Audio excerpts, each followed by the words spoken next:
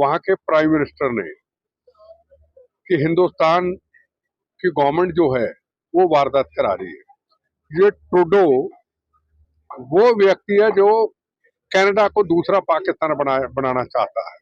पाकिस्तान में भी यही था, बेगुनाहों का कत्लेआम करो और पाकिस्तान में चले जाओ, पंजाब के लोग चले गए। आज वोट बैंक की खातर कनाडा अपने मुल्क को खराब कर रहा है और हमारे देश को तोड़ने की बात कर रहा है।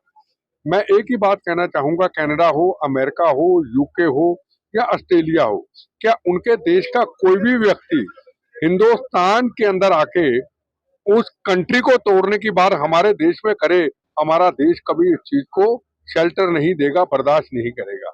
और अगर उन देशों में, कनाडा जैसे देश में ये आवाज उठे खालिस्तान बनाएंगे, तो क्या हिंदुस्तान को तकलीफ नहीं होगी?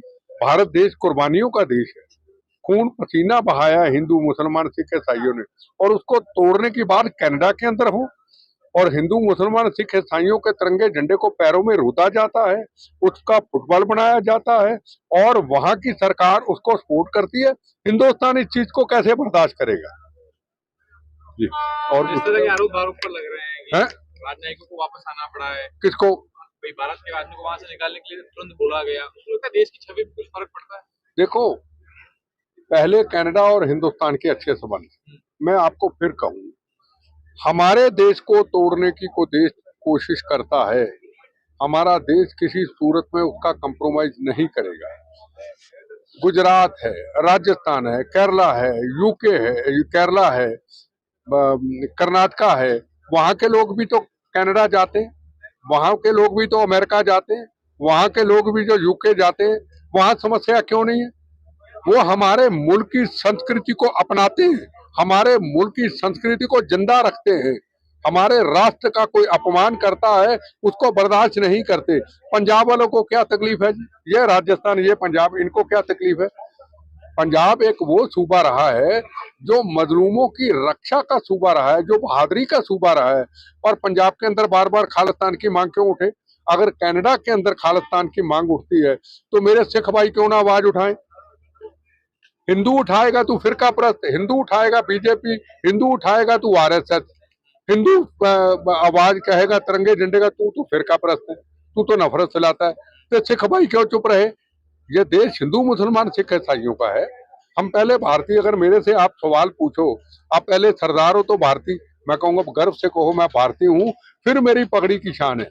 जब हम मजहबों धर्मों में फंस जाते हैं, भारत माँ को किनारे कर जाते हैं, तो फिर वो मुल्क के साथ धोखा है। तो वर्ल्ड वॉर की स्थिति क्या लग रही है आपको दुनिया में? देखो जी, आज बड़ी दुख की बात है कि इजराइल है, यूक्रेन है, रशिया है, हर तरफ जंग की बातें चल रही है। भारत एक ऐसा देश है जहां कहीं तरफ से जंग नहीं चलती। यहाँ सबसे बड़ी हमारी जो समस्या है, हमारे घर के अंदर जो लोग बैठे हैं, वो कहते रहे ना, कवि प्रदीप जी का गाना था, कहनी है एक बात यही, इस देश के पहरेदारों से संभल के रहना, अपने घर में छुपे हुए गरदारों से। जिस तरीके से ओबीसी के एबीसी फिलिपाइन जिंदाबाद के नारे लगाते हैं पार्लियामेंट के अंदर, जिस तरीके से अमृतपाल जो खालिस्तान के नारे लगाते, लोग जिता के भेज देते, इस चीज का भारत को खतरा है। भारत को खतरा किसी और से नहीं, हमें मालूम है, चाइना है, पाकिस्तान है और कुछ देश हैं, वो भारत की तरक्की को देख के भारत को बर्दाश्त नहीं करते। पर भारत आज मजबूत है, नरेंद्र मोदी जी की रहनुमा के नीचे भारत सुरक्षा के ऊपर, सीमाओं के ऊपर, जवानों के ऊपर, फॉरेन पॉलिसी के ऊपर भारत मजबूत है। पर हम अगर कमजोर होते हैं तो अपने देश के अंदरूनी मामलों में कमजोर होते हैं, जब हम अपनी वोट बैंक की पॉलिटिक्स करते हैं। विश्व शांति में भारत की भूमिका कहाँ देखते हैं? विश्व शांति में भारत की क्या विश्व की?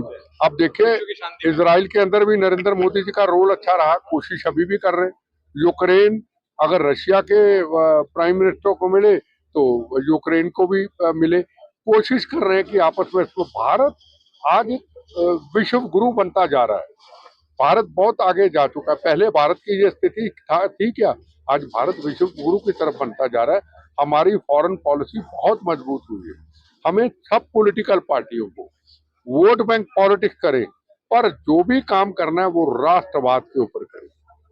और जिस तरीके से अमर अब्दुल्ला ने अब कहा है कि फिर कानून वही लाएंगे। एक बात स्पष्ट कह देते, जो 370 धारा हट गई हट गई।